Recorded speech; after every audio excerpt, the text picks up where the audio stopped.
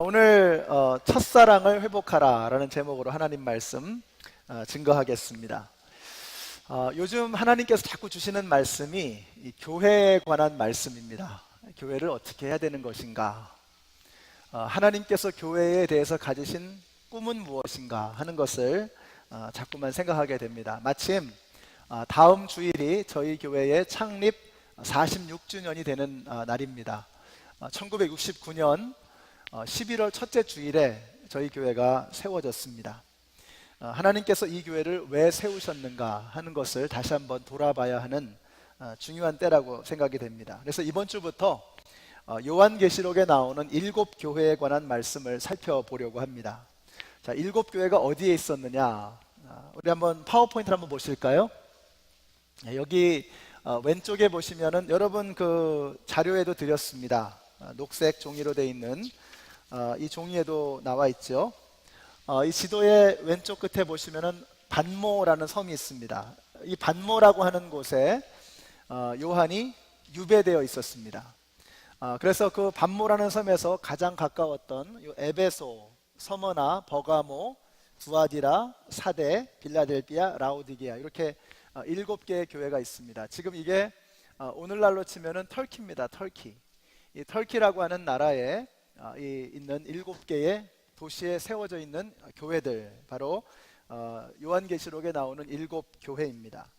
자, 이 7교회에게 주는 사도 요한의 글, 사도 요한의 책, 이것이 바로 요한계시록입니다. 우리가 요한계시록 하면은 잘 안 읽는 성경 중에 하나죠. 뭐 이해가 됩니다. 뭐 이렇게 수수께끼 같고 아무리 읽어도 이해도 잘 되지가 않고 하는 이런 어떤 선입견이 있는 것 같습니다. 근데 그도 그럴 것이 요한계시록은 요한에게 보여주신 하나님의 비전입니다. 비전. 하나님께서 동영상처럼 어떤 환상과 비전을 요한에게 보여주신 겁니다. 요한은 그 동영상을 보고 그것을 글로 적은 거죠. 그 요한이 글로 적은 것을 우리가 읽으면서 어떻게 해야 되는 거예요? 동영상처럼 머릿속에서 생각을 해야 되는 겁니다. 그러니까 이게 쉽지가 않죠. 눈으로 본 것을 글로 표현하려니까 이게 표현이 쉽지가 않은 것입니다. 그러니까 우리가 읽을 때도 이해가 잘 안 되는 것이 당연합니다. 그래서 요한계시록이 꼭 수수께끼 같습니다. 그러나 하나님은 우리가 이 말씀을 읽고 이해하기를 원하십니다. 그래서 요한계시록이 이렇게 시작이 됩니다. 1장 1절 보세요. 이것은 예수 그리스도의 계시입니다. 이 계시는 곧 일어나야 할 일들을 그 종들에게 보이시려고 하나님께서 그리스도에게 주신 것입니다. 그런데 그리스도께서는 자기의 천사를 보내셔서 자기의 종 요한에게 이것을 알려주셨습니다. 그래서 보여주시고 알려주셨다는 것입니다. 그러니까 이해하라고 주신 말씀이라는 겁니다. 우리가 이 요한계시록을 읽으면서 좀 머릿속에서 지워야 할 게 뭐냐면은, 요한계시록은 이해할 수 없는 수수께끼 같은 말씀이다, 어떤 이상한 암호를 푸는 어떤 그런 신비로운 책이다, 뭐 이렇게 생각하는 이 선입견을 벗어야 하는 것입니다. 하나님께서 보여주시고 알려주시기 위해서 쓰신 책이 바로 요한계시록입니다. 우리말에는 그렇게 되어 있지 않지만 원래 헬라어 원어를 보면은 요한계시록의 첫 번째 단어가 계시입니다. 계시, 아포칼립시스. 이 계시라고 하는 단어로 시작이 됩니다. 근데 계시가 무슨 뜻이냐? 베일을 벗겨내는 겁니다. 하나님께서 이제 앞으로 장차 일어나게 될 일들을 신비로운 상태로 두시지 아니하고 베일을 벗겨내서 교회들로 하여금, 성도들로 하여금 그것을 보고 알기를 원하셨던 겁니다. 그래서 우리 요한계시록을 읽으면서 우리는 이건 하나님께서 이해하라고 주신 말씀이다 라고 하는 이 생각을 가져야 되는 것입니다. 이 말씀은 요상한 수수께끼, 암호풀이가 아닙니다. 제가 그런 이야기를 들었습니다. 한국의 어떤 믿음 좋은 여집사님이 어디 가셨다가 이제 얼떨결에 같이 버스를 탔는데 그 버스의 번호를 보니까 번호가 666이에요. 그래서 화들짝 놀라가지고 버스에서 내렸다는 그런 이야기를 들었습니다. 요한계시록은 그렇게 쓰라고 주신 말씀이 아니라는 거예요. 이 히틀러의 이름값을 매기면 666이라고 하는 단어가, 숫자가 나온다고 합니다. 요한계시록은요, 그렇게 쓰라고 주신 말씀이 아닙니다. 그 요한계시록을 왜 주셨느냐? 그 요한계시록을 주신 이유를 알아야 합니다. 여기 나와 있는 아까 보셨던 그 7개의 교회들, 이 교회들은 7개의 교회라고 되어 있습니다. 여러분이 7이라고 하는 숫자, 7이라고 하는 숫자는 완전수입니다. 그러니까 요한계시록에 나오는 이 7개의 교회뿐만 아니라 그 교회들로 상징되고 대표되어지는 앞으로 오고 올 모든 교회들에게 주신 말씀입니다. 근데 특별히 그 당시에 교회가 어떤 상황에 처해 있었느냐? 극심한 핍박과 박해 가운데 있었습니다. 여러분 네로 황제 아시죠? 네로 황제의 핍박은 대단히 즉흥적이고 그리고 간헐적인, 종종 일어나는 충동적인 박해였습니다. 그런데 네로 황제의 뒤를 이어서 이제 도미티안이라고 하는 황제가 로마의 황제가 되었을 때 그는 교회를 조직적이고 체계적으로 대단히 비열하고 잔인하게 핍박하기 시작했습니다. 교회가 굉장한 위기 가운데 있었던 겁니다. 두려워 떠는 겁니다. 더더군다나 지금 이제 첫 번째 편지가 에베소에 주신 편지라고 했죠. 이 에베소라고 하는 도시는 이 크리스천들에 대한 인상이 좋지 않았습니다. 왜냐하면 에베소라고 하는 도시는 이 아데미라고 하는 신전에 있었습니다. 아데미라고 하는 여신의 상을 만들어서 은으로 만들어가지고 그걸 기념품처럼 판매해가지고 어마어마한 돈을 버는 도시였습니다. 근데 옛날에 사도 바울이 에베소에 가서 이 모든 것들은 다 우상이다, 사람이 만든 것이다, 그러므로 사람이 만든 우상에 절하면 안 된다, 그래가지고 이제 아데미라고 하는 은으로 기념품을 만들어서 팔았던 기술자들하고 대판 갈등이 있었습니다. 싸움이 벌어졌습니다. 그것으로 인해서 예수 믿는 사람들에 대해서 아주 적대적이었던 도시가 바로 에베소였습니다. 그러니까 이 에베소라고 하는 도시, 더더군다나 도미티안이라고 하는 황제에 의해서 핍박을 받는, 두려워 떠는 이 교회들을 향해서 주시는 말씀, 이게 바로 요한계시록입니다. 그러니까 무슨 뜻이겠어요? 두려워하지 말라는 것입니다. 그러니까 요한계시록을 보면 하늘 위에서 벌어지는 일들에 대해서 동영상으로 보여주시는 거예요. 그런데 지금 땅 위에서 발을 딛고 살아가는 성도들이 볼 때 역사의 주관자는 누구로 보이는 거예요? 로마의 황제로 보이는 거예요. 로마의 황제가 이래라 하면 이렇게 되고 저래라 하면 저렇게 되는, 로마의 황제가 역사를 좌지우지하는 것처럼 보여지는 겁니다. 그러니까 로마의 황제가 칼을 들어서 교회를 치려고 할 때 두려워 떠는 거예요. 근데 요한을 통해서 보여주시는 그림이 뭐예요? 실제로 하늘에서 벌어지고 있는 사건을 보니까 하나님께서 역사의 주관자이시더라는 것입니다. 예수 그리스도가 이 세상을 다스리시는 분이라고 하는 것입니다. 이제는 옛 하늘과 옛 땅이 사라져 버리고 새 하늘과 새 땅이 임하게 될 것이라는 것입니다. 그러니 교회들이여 두려워 떨지 말아라 라고 말씀하시는 것입니다.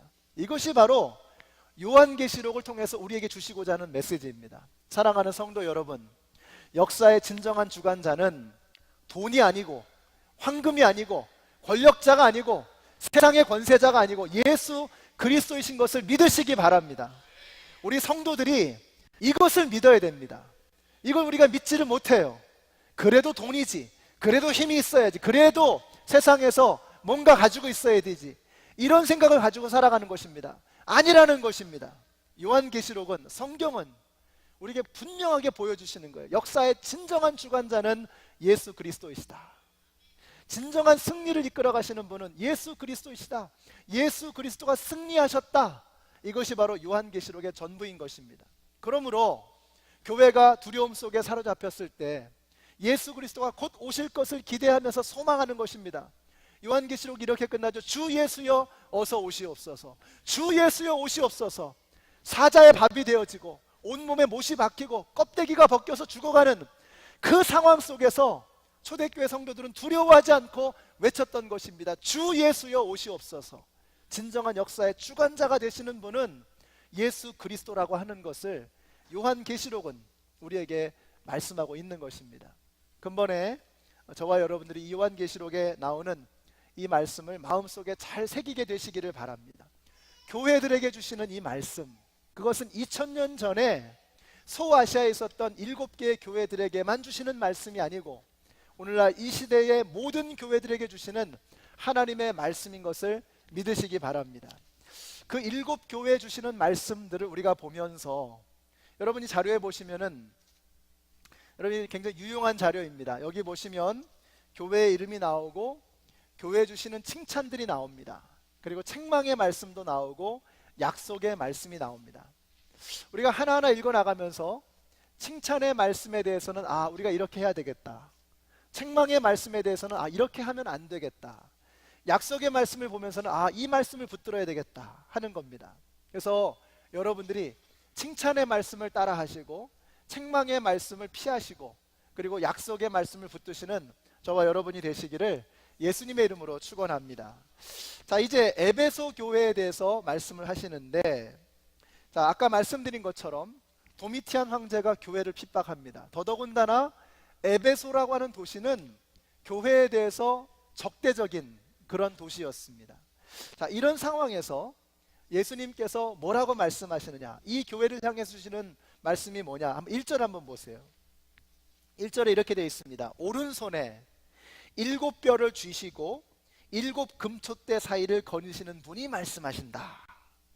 자, 예수님을 어떻게 묘사하고 있습니까?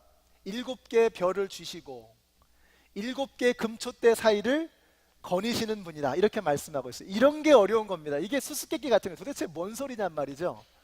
근데 성경에 답이 있습니다. 바로 이 말씀의 앞절을 한번 보세요. 1장 20절 한번 보세요. 이렇게 말씀합니다. 내가 본 내 오른손의 7뼈와 7 금촛대의 비밀은 이러하다. 이 수수께끼 같은 말씀을 풀어주시는 거, 뭐라고 말씀하시느냐, 7별은 7교회의 심부름꾼이요 7 촛대는 7 교회다. 여러분, 그러니까 무슨 말씀입니까? 예수님께서 교회의 지도자들을 손으로 붙들고 계신다는 것입니다. 예수님께서 교회 가운데 거닐고 계신다는 거예요. 그러니 두려워하지 말라는 것입니다. 염려할 게 없다는 거예요. 도미티안 황제, 에베소 교회 모든 사람들이 아무리 핍박을 하고 위협을 할지라도 두려워할 이유가 없다는 것입니다. 왜냐하면 교회의 지도자를 예수님이 손으로 붙들고 계신 거예요. 교회 가운데 역사의 주인 되시는 예수님께서 함께하고 계시는 것입니다. 두려워할 이유가 없다는 것을 분명하게 말씀하고 있는 것입니다. 여러분 이 땅에 교회가 세상을 두려워할 이유가 없는 것은 우리 주님께서 여러분들을 붙들고 계시고 우리 주님께서 이 교회 가운데 함께하고 계시기 때문인 것을 믿으시기 바랍니다. 걱정할 이유가 없다는 것입니다. 양은 뭐만 하면 됩니까? 양은 목자를 따라만 가면 되는 것입니다. 여호와는 나의 목자시니 내가 부족함이 없으리로다. 그가 나를 푸른 초장에 누이시며 쉴만한 물가으로 인도하시는도다. 여러분, 양이 제 주제에 자기가 뭐라고 양이 누워 있겠습니까? 양은 누워 있을 수 있는 동물이 아니라 그랬죠? 양은 누워서 그냥 편안하게 쉴 수 있는 동물이 아닙니다. 뭐 다리가 빠른 것도 아니고 뿔이 있는 것도 아니고 발톱이 있는 것 아무것도 없어요. 생존 능력이 없는 게 양입니다. 근데 양이 건방지게 누워 있는 거예요. 다리 뻗고. 이유가 무엇입니까? 여호와가 나의 목자시니 내가 부족함이 없으리로다. 여호와가 목자이시기 때문에 양은 누울 수 있는 것입니다. 이 땅의 교회들이 두려워할 이유가 없는 것은 교회의 목자가 예수 그리스도이시기 때문인 것을 믿으시기 바랍니다. 교회는 목사의 교회가 아닙니다. 교회는 장로의 교회가 아닙니다. 교회는 주님의 교회인 것을 믿으시기 바랍니다. 교회의 주인은 예수 그리스도이십니다. 자, 그런데 한번 보세요. 별도 그렇고 촛대도 그렇고 공통점이 뭡니까? 별이나 촛대의 공통점은 빛을 낸다는 겁니다. 빛을 내는 것. 예수님께서도 말씀하셨죠. 너희가 세상의 빛이다. 우리 예수 그리스도를 믿는 하나님의 백성들은 이 세상에 빛인 것을 믿으시기 바랍니다. 세상의 소망인 것을 믿으시기 바랍니다. 여러분이 세상의 소망입니다. 여러분이 세상의 빛이십니다. 빛은 놀라운 능력을 가지고 있습니다. 그것이 아무리 작은 것이라도 칠흑 같은 어둠 속에서라도 빛은 빛으로 존재하기만 하면 빛을 발하는 것입니다. 어둠을 이기는 것입니다. 여러분 한 사람이 세상 전체를 밝히는 어마어마한 빛이 될 필요가 없어요. 내가 살고 있는 내 자리에서 빛으로 존재하기만 하면 내 삶에서 어둠은 떠나가게 되는 것을 믿으시기 바랍니다. 근데 이 빛을 발하기 위해서, 별이 빛을 발하고 촛불이 불타오르기 위해서 어떻게 되느냐? 주님의 손에 붙들려 있기만 하면 되는 거예요. 주님께서 그 가운데 거하시기만 하면 되는 것입니다. 우리 연합장로교 모든 성도님들이 예수님에게 붙들리고 우리 교회 가운데 성령님이 거하심으로 빛을 발하는 세상의 소망이 되어지는 우리 모두가 되시기를 예수님의 이름으로 축원합니다.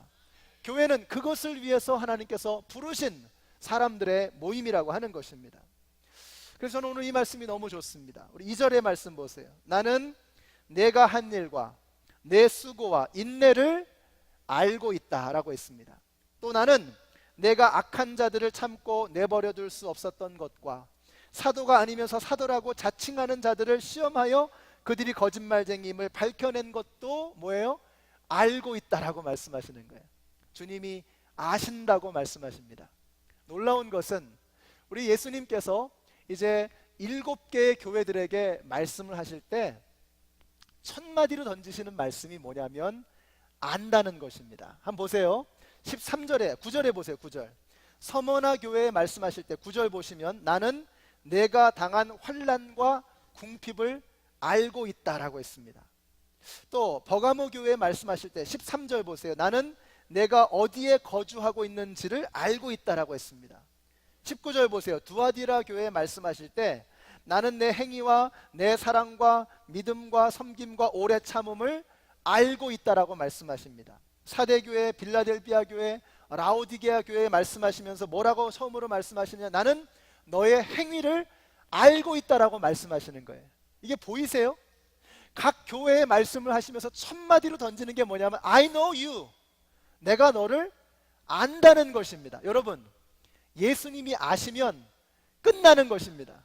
예수님이 알아주시면 끝나는 거예요. 여러분, 예수님이 여러분을 아시는데 여러분의 문제, 여러분의 아픔, 여러분의 신음소리, 여러분의 고통, 여러분의 찢겨지는 마음, 여러분의 멍든 가슴, 예수님이 아시는데 뭐가 문제입니까? 예수님이 아시는데 뭐가 부족합니까? 여러분, 예수님이 알아주시면 끝나는 것을 믿으시기 바랍니다. 핍박받는 교회, 지금 풍전등화와 같이 이제 막 꺼질 것만 같은 그런 두려움 속에 사로잡힌 교회들을 향해서 I know you, I know your name, 너의 이름을 알고 너의 형편을 안다는 거예요. 졸지도 주무시지도 아니하시는 그 주님께서 교회를 살피고 계시는 것입니다. 여러분의 삶을 보고 계시는 것입니다. 여러분의 신음소리를 듣고 계시는 것입니다. 바로 그 주님께서 오늘 이 자리에 계신 여러분 모두와 함께하고 계시는 것을 믿으시기 바랍니다. 주님이 아신다고 말씀하시는 거예요. 주님이 알아주시는 것보다 더 큰 위로가 우리에게 없는 것입니다. 에베소 교회를 아시는 주님이 이제 에베소 교회를 칭찬하십니다. 자, 우리가 칭찬하시는 말씀은 따라하면 되는 거죠. 책망하시는 말씀은 그렇게 안 하면 되는 거죠. 바로 그걸 우리가 보자는 겁니다. 뭐라고 칭찬하시느냐? 자, 2절 보세요. 네가 한 일과 너의 수고를 아신다. 이들의 열심을, 이들의 주님을 위해서 했던 수고를 주님께서 아신다고 칭찬하고 계시는 것입니다. 그러니까 에베소 교회는 어떤 교회였습니까? 행함이 있는 교회. 제가 지난주에 뭐라고 말씀드렸죠? 우리가 말로 섬기지 말고 땀으로 섬겨야 된다. 말이 아니라 땀으로 섬기는 겁니다. 에베소 교회는 말이 아니라 땀으로 섬기는 교회였습니다. 수고하는 겁니다. 열심을 다해서 일하는 것입니다. 자, 그런데 열심을 다해서, 열정을 다해서 일하는 것보다 더 중요한 것이 있습니다. 두 번째로 뭘 칭찬하시느냐? 에베소 교회의 인내를 칭찬하십니다. 이렇게 말씀하세요. 3절 보세요. 너는 참고 내 이름을 위하여 고난을 견디어냈으며 낙심한 적이 없다. 그러니까 에베소 교회는 어떤 교회였느냐? 참고 견디고 인내하는 교회였습니다. 얼마나 어려웠겠습니까? 저들이 에베소라고 하는 적대적인 적대적인 도시 안에서 그들이 신앙생활을 이어가는 것이 얼마나 힘들고 어려운 일이었겠습니까? 그러나 그들은 포기하지 않았습니다. 중간에 멈추지 않았습니다. 끝까지 가는 것입니다.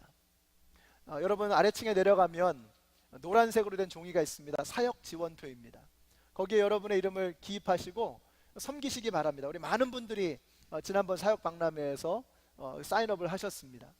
여러분도 내려가셔서 노란색 종이를 보시면 아, 나를 향한 부르심이구나 생각하시고 가셔서 사인하시기 바랍니다. 내가 뭔가를 섬길 수 있을까? 근데 여러분이 주님의 일을 하면서 반드시 만나게 될 일이 있습니다. 어려운 상황을 만날 것입니다. 문제를 만날 것입니다. 그것이 사람일 수도 있고 또 건강의 문제일 수도 있고 여러분이 시간이 너무나 바빠가지고 뭐 스케줄이 안 돼서 하여튼 수많은 문제들을 만나게 될 겁니다. 그러나 여러분 중간에 중단하지 마시고 포기하지 마시고 멈추지 마시고 그것을 끝까지 붙들고 가실 수 있는 인내하는 여러분이 되시기를 예수님의 이름으로 축원합니다. 우리 믿는 사람들은요 중간에 포기하면 안 됩니다. 끝까지 가는 겁니다. 중퇴하지 마시고 조퇴하지 마시고 끝까지 가서 졸업하는 겁니다. 우리 연합장로교회가 그런 교회가 되시기를 바라요. 우리 교회가 46년이 됐다고 말씀드렸죠. 여러분 46년이 얼마나 긴 세월입니까? 이 미국에 정말 이민자들이 이 워싱턴 지역에 발을 제대로 딛기도 전부터 여기에 하나님께서 당신의 백성들을 보내셔서 이 교회를 세우신 거예요. 지난 46년 동안 얼마나 많은 일들이 이 교회 안에서 일어났겠습니까? 이 지역에서 각자의 삶에서 얼마나 많은 일들이 일어났겠어요. 그러나 포기하지 않는 것입니다. 중간에 멈추지 않는 것입니다. 계속해서 붙들고 가는 것입니다. 열심히 일하는 것보다 더 중요한 게 끝까지 가는 것입니다. 포기하지 않는 것입니다. 우리 연합장로교회 성도님들, 여러분들 여기 계신 분들은 정말 대단한 분들이십니다. 왜냐하면 여러분들이 포기하지 않았기 때문입니다. 그래서 여기 계신 것입니다. 믿음의 길을 걸어가는 것이 결코 쉬운 일이 아닙니다.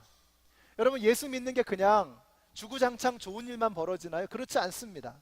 믿음 때문에 고난과 핍박과 환난을 겪기도 하고 믿음 때문에 손해를 보기도 하고 믿음 때문에 뜻하지 않은 일을 만날 수도 있습니다. 그럼에도 불구하고 우리가 포기하지 않고 여기까지 나온 것입니다. 여기 계신 모든 성도님들 여러분 참 대단하신 분들이십니다. 중간에 포기하지 않고 여기까지 오신 것입니다. 우리 한번 옆에 있는 분들에게 이렇게 말씀해 주세요. 대단하십니다. 끝까지 갑시다. 말씀해 주세요. 네, 끝까지 믿음의 길을 갑시다. 대단하십니다. 칭찬해 주세요. 네. 이번 주에 어떤 성도님이 저를 보시더니 막 자기 머리를 막 쓰다듬으시더라고요. 목사님 저 칭찬해 주세요 이러면서 자기 머리를 쓰다듬으시더라고요. 굉장히 큐트했습니다. 우리 여러분 주님께서 여러분을 보실 때 여러분 주님을 보면서 이렇게 머리를 쓰다듬어 주세요. 주님 저 참 대단하죠? 포기하지 않고 계속 가겠습니다. 이런 마음의 결심을 하시는 저와 여러분이 되시기를 바랍니다. 자, 세 번째로 주시는 칭찬이 2절 후반부에 있습니다. 또 나는 내가 악한 자들을 참고 내버려 둘 수 없었던 것과 사도가 아니면서 사도라고 자칭하는 자들을 시험하여 그들이 거짓말쟁이임을 밝혀낸 것도 알고 있다라고 말씀하십니다. 에베소 교회는 신앙의 정통성을 굳건하게 지키는 교회, 진리 위에 바로 서 있는 그런 교회였습니다. 6절에 보니까 니골라당이라고 하는 무리들이 있었는데 이들이 교회를 어지럽혔습니다. 이 니콜라스라고 하는 말은 사람들을 이긴다, 사람들을 취한다라고 하는 말입니다. 이 말을 히브리어로 하면 발람이라고 하는 말과 똑같습니다. 발람. 이스라엘 백성들을 유혹하고 그들을 음란에 빠지게 했던 무리들, 바로 발람입니다. 니골라당입니다. 이 니골라당을, 발람을 교회에서 철저하게 배격했다는 것입니다. 자, 그래서 교회에서는요 사조직이 있으면 안 됩니다. 사조직이 있으면 무슨 하나회도 아니고 말이죠. 교회 안에 사조직이 있으면 안 돼요. 우리 두루두루 친해야 합니다. 그래서 초대교회 모습이 어떻게 되어 있습니까? 끼리끼리 사귀는 게 아니라 서로 교제했다 이렇게 되어 있죠. 서로 교제했다. 그래서 교회 안에서는요 친한 사람들 끼리끼리만 뭉쳐가지고 뭐 친할 수 있죠. 살다 보면 친한 사람이 생길 수 있잖아요. 왠지 끌리는 사람이 있잖아요. 괜찮습니다. 근데 문제는 뭐냐면 우리끼리만 똘똘 뭉쳐가지고 다른 사람들 다 배격하고 제외시키는 거, 이거는 사조직입니다. 니골라당하고 다를 바가 없습니다. 교회를 혼란스럽게 어지럽게 만드는 것입니다. 저는 여러분들이 끼리끼리 사귀지 마시고 두루두루 서로서로 폭넓게 교제하실 수 있는 넓은 마음을 가진 여러분들이 되시기를 예수님의 이름으로 축원합니다. 이 에베소 교회는 니골라당을 철저하게 배격하고 그리고 사조직을 정리하고 이단과 잘못된 교리를 분명하게 바로 잡았습니다. 대단히 좋은 것입니다. 그런데 한 가지가 문제였습니다. 우리 4절 말씀 같이 읽습니다. 시작. 그러나 너에게 나무랄 것이 있다. 그것은 내가 처음 사랑을 버린 것이다. 다 좋은데 진리를 수호하는 일, 열심을 다해서 일하는 것, 패거리로 몰려다니는 것, 이런 모든 것들 다 정리하고 인내하고 이 모든 것들이 다 귀한 것인데 그보다 한 가지 더 근본적인 문제가 있다는 거예요. 이 문제를 해결해야 된다는 거예요. 그게 뭐냐? 그들이 첫사랑을 잃어버렸다는 것입니다. 처음 사랑을 잃어버렸다는 거예요. 지난주에 제가 설교 중에 까라이 짜샤 얘기했더니 우리 성도님들이 다 잊어버리시고 까라이 짜샤 이것만 기억을 하고 계시더라고요. 괜찮습니다. 제가 오늘 매주 하는 설교의 분량이 보통 한 7장 정도가 됩니다. 빽빽하게 채워가지고 7장. 저는 이 말씀을 준비할 때 토시 하나까지 제가 붙들고 씨름을 합니다. 여기 보면 뭐 별거 다 있습니다. 뭐 스마일리 페이스도 있고 뭐 별 표시가 다 있어요. 이거를 만드느라고 일주일 내내 씨름을 하는 겁니다. 이 7장 되는 내용을 여러분 어떻게 여러분이 다 기억을 하시겠어요? 저도 기억을 못 하는데. 자, 그래서 괜찮습니다. 한 문장을 기억하시는 거예요. 한 문장. 한 문장이 안 되면 한 단어. 까라이 짜샤 괜찮습니다. 그것만 기억하세요. 사랑을 깔아야 된다는 거죠. 김밥 말기 전에 김 깔고, 이사 가기 전에 장판 깔고, 우리가 주님을 섬기기 전에 사랑 깔고, 그거 하나만 기억하시면 돼요. 오늘 말씀은 뭐냐? 이거 하나 기억하시면 됩니다. 첫사랑. 첫사랑을 회복해야 된다는 거예요. 잃어버린 첫사랑을 회복하지 않으면 너희가 아무리 열심을 내고 아무리 인내하고 아무리 진리 위에 바로 선다고 할지라도 그것이 아무 소용없는 것이 되고 만다는 것입니다. 첫사랑을 회복하시는 저와 여러분이 되시기를 바랍니다. 우리가 이 말씀, 그럼 우리가 이 첫사랑을 어떻게 회복하느냐? 5절 말씀 보세요. 그러므로 내가 어디에서 떨어졌는지를 생각해내서 회개하고 처음 하던 일을 하여라. 이렇게 말씀하고 있습니다. 세 가지를 말씀하죠. 생각하라는 것입니다. 기억하라는 것입니다. 언제를 기억하라는 거예요? 잘 나가던 때, 뜨거웠던 그때, 하나님을 너무나 사랑했던 그때. 이문열 씨가 쓴 소설 중에 추락하는 것은 날개가 있다라는 소설이 있죠. 추락하는 것은 날개가 있는 것입니다. 그러니까 슬럼프에 빠지는 거 that's okay. 근데 슬럼프에 빠지는 사람들이 잊지 말아야 될 게 뭐냐면 내가 잘 나가던 때가 있었구나 하는 것을 기억해야 되는 거예요. 자꾸 추락하다 보면 이게 내려가다 보면 내가 하늘을 날아오르던 그때를 잊어버리고 나는 이 모양인가 봐, 나는 여기서 끝나나 봐, 이렇게 착각하고 거기서 망하는 겁니다. 뭐라고 말씀하세요? 생각하라는 거예요. 기억하라는 것입니다. 네가 하늘을 날아오르던 그때를 기억하라는 거예요. 추락하고 있는 지금만 보지 말고 날아오르던 그때를 기억하라는 것입니다. 여러분들이 슬럼프에 계십니까? 어려운 상황 속에 있으세요? 그러면 여러분이 그냥 거기서 주저앉지 마시고 나는 이 정도인가 보다 끝내지 마시고 여러분이 한때 잘 나가던 때가 있었다라고 하는 것을 기억하시기 바랍니다. 우리 한번 옆에 있는 분들이 이렇게 말씀해 주세요. 저도 한때는 잘 나갔었습니다. 말씀해 주세요. 저도 한때는 잘 나갔었습니다. 다시 날아오를 것입니다. 다시 날아오를 것입니다. 굉장히 중요합니다. 여러분이 우리가 원래부터 그 모양이 아니었던 거예요. 그죠? 한때는 창공을 휘젓고 날아오르던 그때가 있었다는 것을 기억하는 것입니다. 신앙생활은 언제나 업앤다운이 있다고 했죠? 추락할 때가 있으면 날아오를 때가 있는 것입니다. 계곡이 깊어지면 그만큼 산이 높다는 뜻이죠. 날아오를 수 있는 것입니다. 기억하시기 바랍니다. 생각하시기 바랍니다. 자, 두 번째로 회개하라고 말씀하십니다. 죄는 하나님으로부터 멀어지게 합니다. 분명한 것은 하나님으로부터 멀어지는 만큼 추워집니다. 하나님으로부터 멀어지는 만큼 꽁꽁 얼어붙는 것입니다. 하나님으로부터 가까워지는 만큼 뜨거워지는 것입니다. 우리가 왜 이렇게 냉랭한가? 내가 왜 이렇게 슬럼프에 빠져 있느냐? 하나님으로부터 혹 멀어져 있기 때문은 아닌지.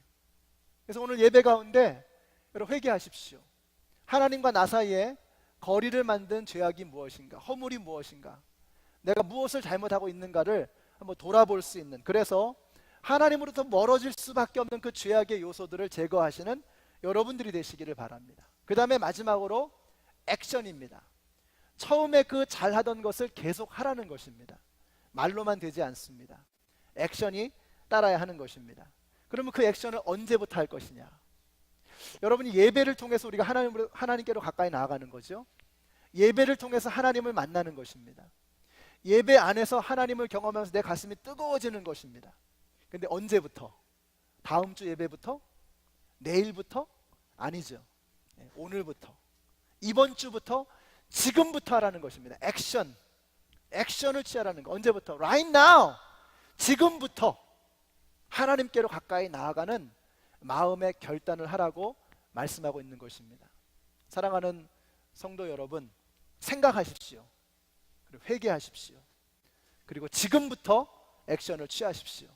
하나님에게로 가까이 나아가는 순간 뜨거워지기 시작할 것입니다. 역사가 나타나기 시작할 것입니다. 오늘 친교 시간을 놓치지 마세요.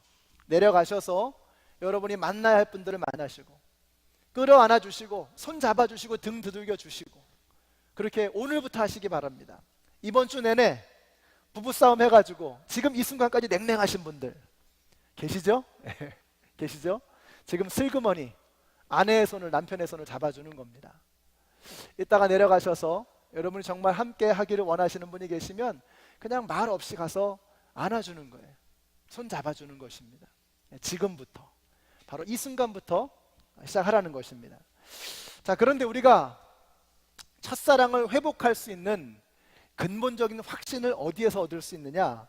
우리가 하나님을 사랑하는데 내가 하나님을 먼저 사랑한 것이 아니고 하나님이 나를 먼저 사랑하셨다는 거. 여러분, 이것 때문에 우리의 첫사랑은 회복되어질 수 있는 것을 믿으시기 바랍니다. 우리 같이 한번 읽어보실까요? 요한일서 4장 19절입니다. 시작.